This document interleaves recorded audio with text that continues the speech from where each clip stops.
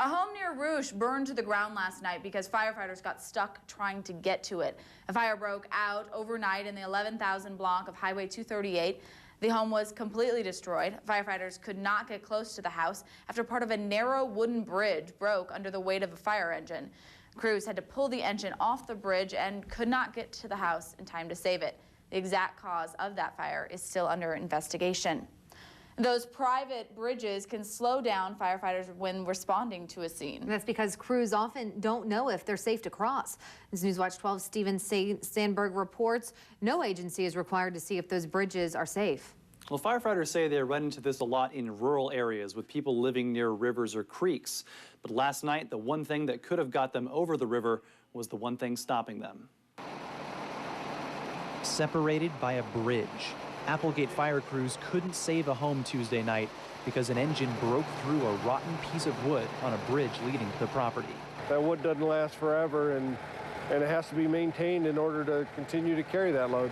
That responsibility sits with the homeowner. Well, there's a lot of those bridges in the county that are private bridges, and they are a concern to us. Many fire departments do not inspect bridges on private property, and if they see one while going to a fire, it can slow down the response time while they make sure they can safely get across. We've had them look underneath for supports and stuff because maybe it looks good on top, but it's not underneath, and they're just making their best guess. Some fire departments try to head it off, including Applegate Fire, which did voluntary reviews of private bridges in the past.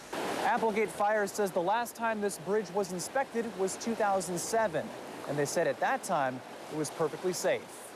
But time can do a lot to a wooden bridge. If that bridge was built 30, 40 years ago, it's hard to tell what kind of maintenance has been done on it. And in rare cases, including Tuesday night, those small bridges can mean the difference between saving a home and losing it. If we were determined that it's not safe for us to cross, then it's probably going to be a long hose line for us to get up there. If you have a quarter-of-a-mile driveway, that's going to be pretty difficult.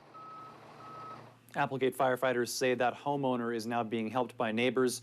No firefighters were hurt last night. Live in the newsroom, Steven Sandberg, Newswatch 12.